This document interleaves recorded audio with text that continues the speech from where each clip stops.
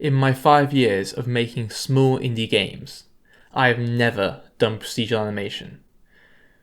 Which is a slight problem because I need to do that for my Metroidvania. Timeless Reign is a 2D Metroidvania that I've been developing by myself over the past 3 years, where you must manipulate time in various ways in order to navigate through the world. While you explore the world, you'll meet characters that will help guide you on your journey, and some may even give you side objectives to go after.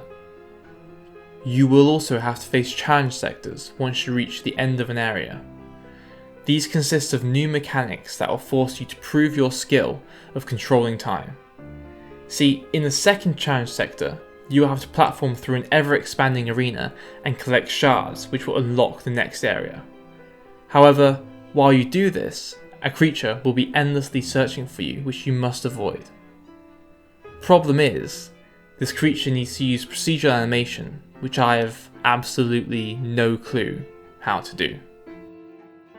Before we get into that though, I'd really appreciate it if you could wishlist Timeless Reign on Steam using the link in the description. Every wishlist helps it perform better in the Steam algorithm, which in turn helps support me making games. It would really mean a lot. Thank you. Step 1. What is procedural animation?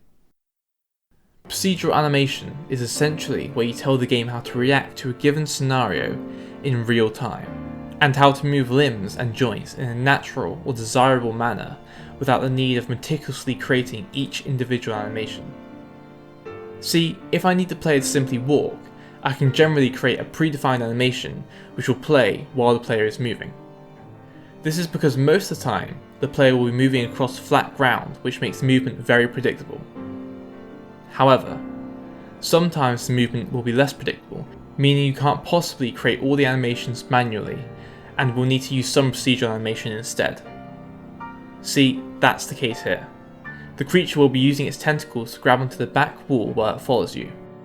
But because we don't know which direction it will be moving in, we need to make it be able to react in real time to the player's location and manually pick out on the wall where to grab onto. But, as mentioned before, I have absolutely no clue what I'm doing. So, let's just...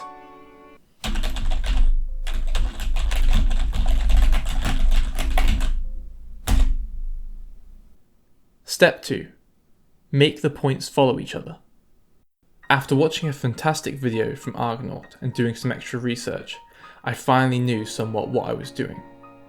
The first step is to make sure all the points on the tentacle are following each other when the route is moved, and that they are all staying at a fixed distance from one another. This can be done relatively simply by setting a fixed distance that each point needs to be from the last one, and then when one point is moved, starting from the root point and then moving upwards, measure the new distance between the points and either shrink it or expand it until the distance now matches what is desired. With this completed, all the points now follow each other at a fixed distance between them. Step 3. Rotate each point to be facing the next one. Now that all the points are following each other, we need to set each one so that it's rotated facing the next point. This is because they are actually a little more than just empty points here. Each one is actually a bone for the tentacle sprite, which is used to warp the texture however we want, but without rotating the bones, it's safe to say it looks a little funny, to say the least. Obviously we can't have this in the game, so let's rotate each bone to be facing the next one. To do this, we'll reuse the distance variable that we calculated earlier to individually gather the distance on the x and y axes.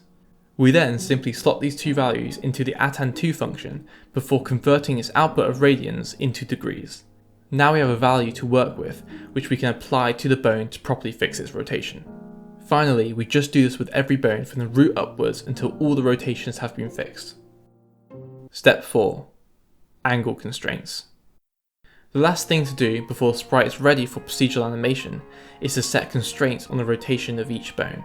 We need to set constraints for each angle so that the texture doesn't get warped in an unnatural way, because then the bones would only be able to bend so much in a given direction. We do this by comparing the angle we measured in the last step against the maximum and minimum turn values. If the new angle is within these values, fantastic. We leave it as is and apply the rotation to the bone. If not, however, we change the angle to be at the very edge of its allowed rotation values to prevent an unnatural bend. We then calculate the new position for the next bone using this value and ensure it's at the desired distance away from the current bone. And just like before, we apply this from the root bone all the way up. And just like that, everything is working as intended and we can move on. And just like that, everything is working as intended and... why is this happening now? And just like... I don't even know what's going on here. After staring at the code for hours upon end, we finally have it working. Step 5. Fabric. With the sprite ready, we can finally animate it procedurally. For our animation, we'll be using Fabric. Fabric, or forward and backward reaching inverse kinematics, works by pulling the joints towards the point we're reaching for and then pulling it back to where the root point is stationed, and then doing that over and over and over again until it's touching the reach point while also having the root be unmoved. The core idea behind this is that while reaching back and forth, the set of joints will naturally arrange themselves in the appropriate manner to have it look natural. Applying this to our set of bones, we can see that the tentacle can now hold on to a given point even when the body is moving. Finally, we make it so that if the tentacle is no longer able to grab onto the point, it finds a new spot to hold onto instead. And with that, we have implemented procedural animation. Once again, if you'd like to find out more about Timeless Rain, you can do so by clicking the link in the description, which will take you to the Steam store page, and if you like what you see, please be sure to add it to your wishlist. Thank you so much for watching, and I'll see you next time.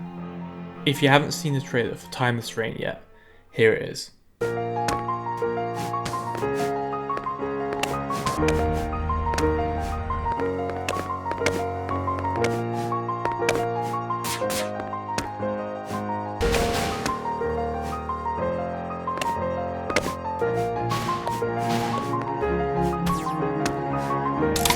Possible upgrades! Possible upgrades! Did you hear it? The counting. I hear it's currently at 72. It won't stop him. Here's why you're here. Did you see it? The Timeless Rain. You must find it.